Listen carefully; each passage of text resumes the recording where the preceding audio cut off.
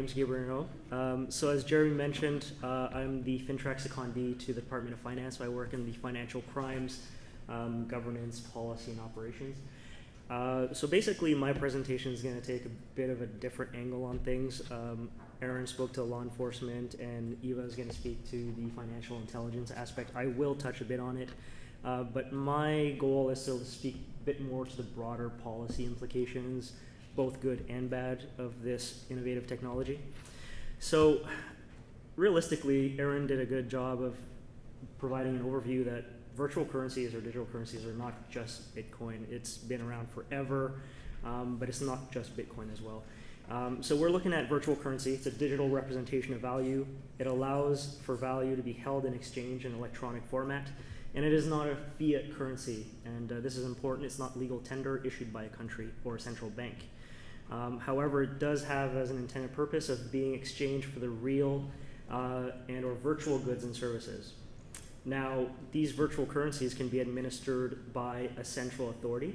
So it can be broken down into three categories. So you have centralized virtual currencies, hybrid, which some authorities remain with a central authority, but some are delegated to the parties. So a good example of that is Ripple.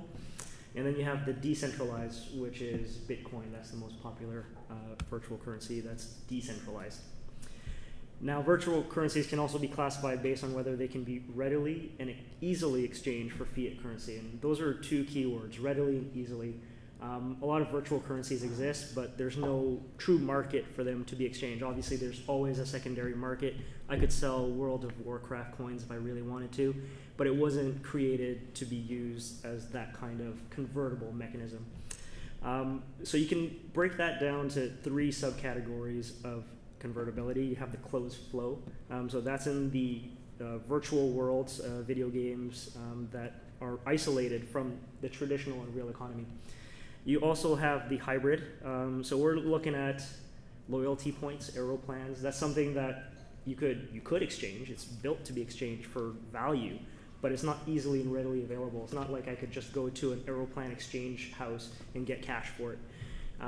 Open flow, last one, would be to be bought and sold for real currency. So this is, again, Bitcoin is the prime example there. And Aaron did speak to this, so there's the taxonomy of virtual currencies. You can drill down specifically to all of these subcategories right up until you get to cryptography, which is one of the main drivers and main attractive points of Bitcoin. So I'm not going to spend too much time on that, but this is just the general taxonomy of virtual currencies and how you can drill down to specific cryptocurrencies in this case. Again, this presentation focuses on Bitcoin, although there are hundreds of altcoins out there.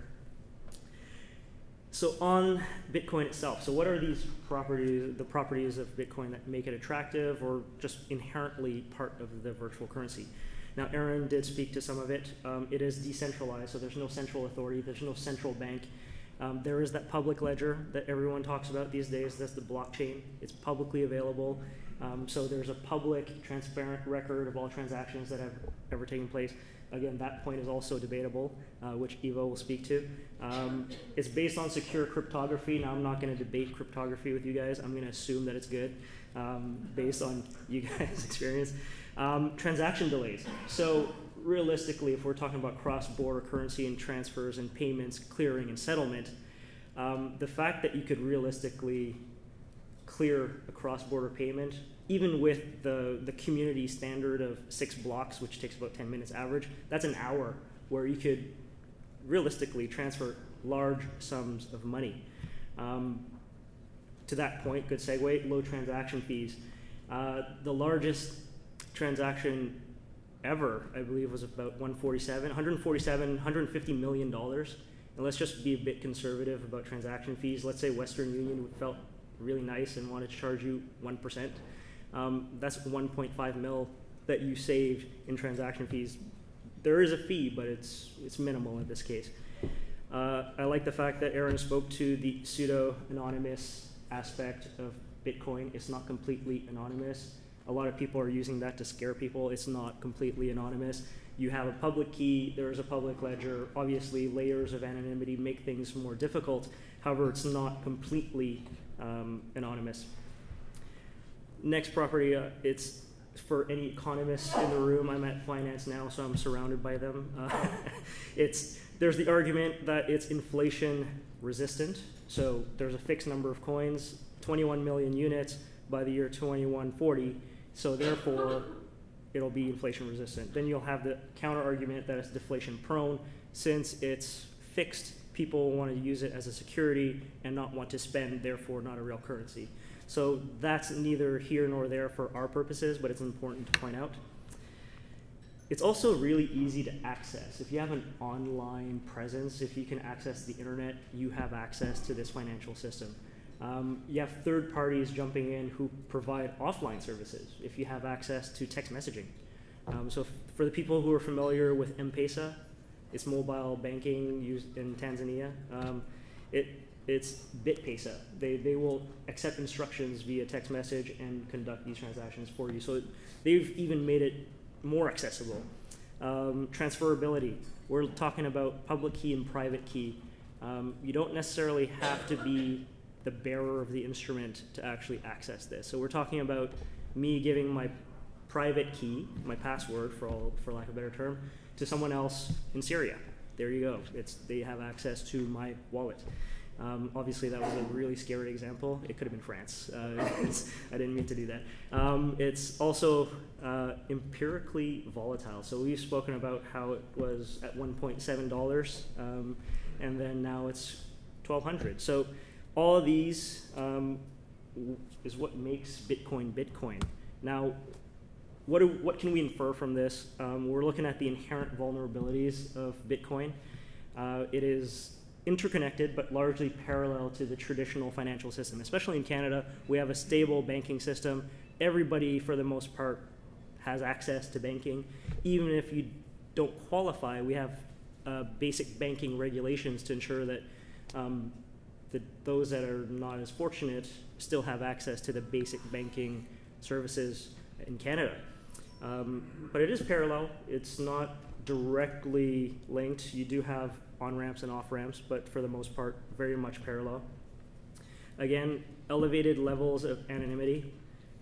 This makes it attractive for both bad actors and law-abiding citizens. If I care about my privacy and my neighbor somehow finds out how much money I make, that would bother anyone. So it's very important to note that while these are vulnerabilities, these are actually things that make them attractive to good people too. It's very transferable. Like I mentioned, you don't have to carry a bag of cash to buy a car anymore. Like those days are gone. Drug dealers don't necessarily have hockey bags of cash, or some of them do, and then most of them put them inside the drywall. Like it's those days there's a shift. So the scale of how much that is, we're not there yet, but that is an inherent vulnerability of this cryptocurrency. And ease of access, I've already mentioned internet, phone service, and even offline services. So this is what makes it vulnerable. It also makes it attractive. So Aaron had mentioned the darknet. This is the currency of choice for people who want to conduct commerce on the dark web, on the dark net. I just want to point out grams is like the Google of the dark net. Like you can find anything you want by it's very simple. It's scary actually. But you can buy ammunition, clips for your automatic weapons, and there you go. You can purchase it in Bitcoins. You want a passport? Easy. Just sign up, send it over. Again, this makes it also attractive for terrorist financing. So here's a page, crowdfunding. There's at the bottom of the screen, you'll see the public address to where you can make a donation in cryptocurrency in Bitcoin. So all of these things that make it vulnerable also make it attractive. Here's a case in the United States where this young teenager was basically sentenced to 11 years for conspiring to support a terrorist group. In this case was Daesh, ISIL. So used Twitter, told people how to set up a dark wallet, told people how to send money, and as far as we know, he's responsible for at least one person traveling to Syria.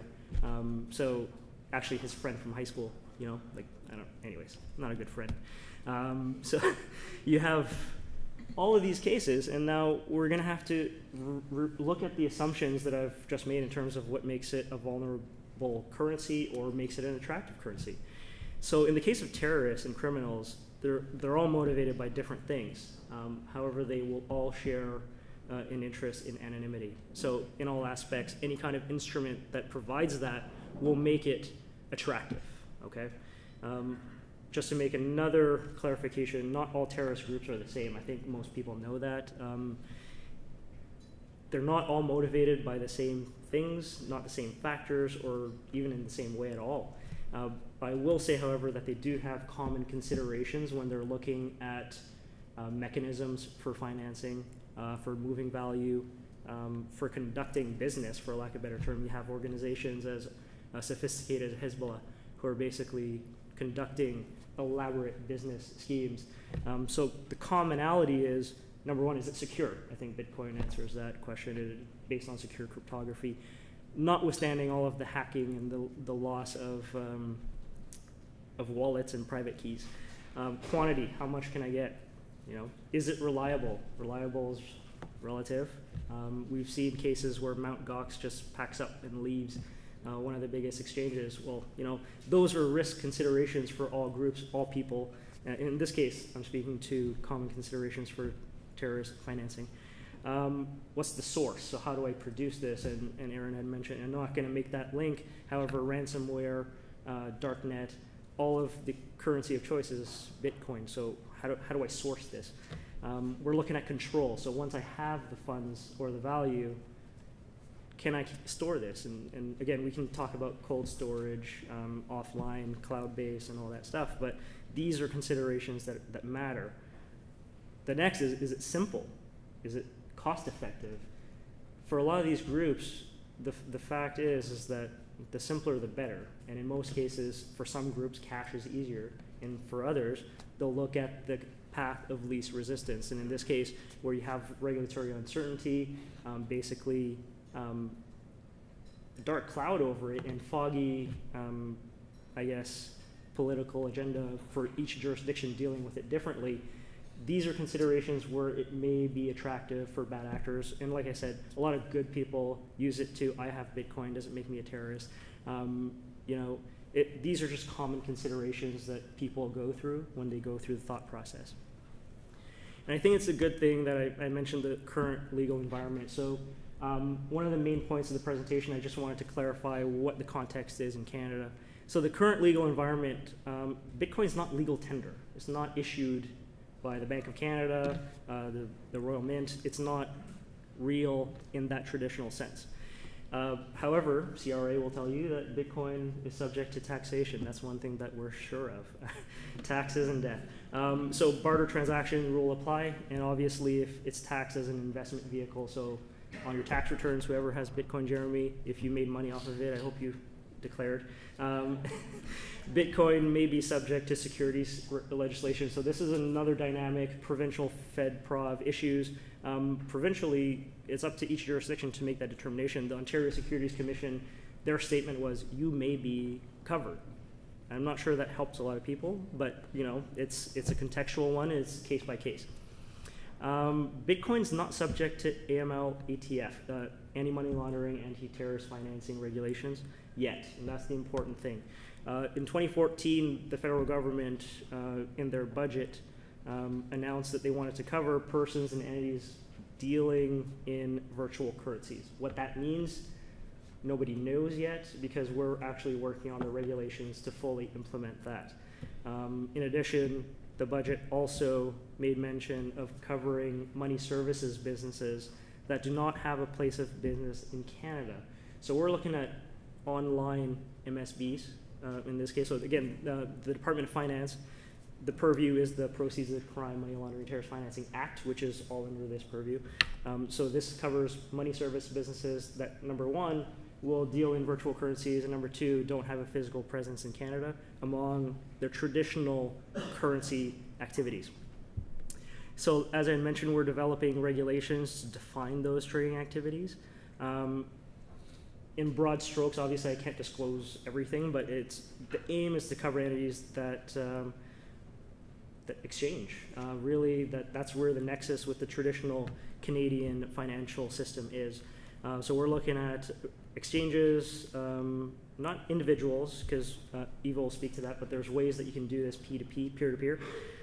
So this is looking at businesses that are actively engaged in that activity. So what would you do if you're an MSB? This is the current framework. You have to register with FinTrack. There are customer identification requirements. There are record-keeping obligations. There's a compliance program that you have to develop. And there's obviously transaction reporting to the Financial Intelligence Agency. So that's how things sort of look today. And how we're moving forward with the regulations is looking at principles-based policy. So we're moving away from a detailed prescriptive approach where it's possible and where it's appropriate. So we're not going to say we're going to regulate Bitcoin. We're going to say we're going to regulate virtual currencies and whatever iteration comes after that. It's about taking that into account and trying to be proactive and trying to be ahead of the curve. I think all government and law enforcement will agree that it's hard being 2 steps behind all the time. So it's about taking the steps to at least be forward-looking and forward-thinking enough to not predict, but be flexible enough to pivot. So we're implementing risk and evidence-based policy, renewed focus on outcome-focused rules. But again, that might not lessen the regulatory burden. So we're going to lastly talk about the broader policy implications of this. So obviously Bitcoin brought with it blockchain, brought with it fintech, brought with it regtech. So we're looking at financial stability. So from a Government of Canada approach, there's looking at providing regulatory certainty for startups, for entrepreneurs to be able to come into this space and be innovators and actually do good things. You know, like I said, while it is attractive to bad actors, there's a lot of room here to do good things with this technology and make Canada an innovative hub. So in the last budget, the word innovation was in there like over 200 times, so I think they're dropping a hint that they care about innovation. Taxation, obviously, in the broader financial crime context, there's tax evasion and tax avoidance and capital flight. So these are considerations that not just cybersecurity, these are considerations that every single department in Canada has to look at. Obviously, I mentioned innovation. Most recently is probably the most emphasis we've seen on innovation. But it's about providing a space for innovators and entrepreneurs to operate. And I think the OSC is probably one of the better ones where they actually offer a sandbox. That's a hot word right now in the regulatory space. It's regulatory relief for new entrants who aren't necessarily sure of how they're going to operate in this new space. So it's about the government taking a balanced approach. Obviously, there's vulnerabilities, but also looking at the positives that this kind of disruptive / innovative technology will bring with it. So I'm going to pass it on to Eva, where she can speak to the more financial intelligence aspect in the research, and we'll go from there. Thanks.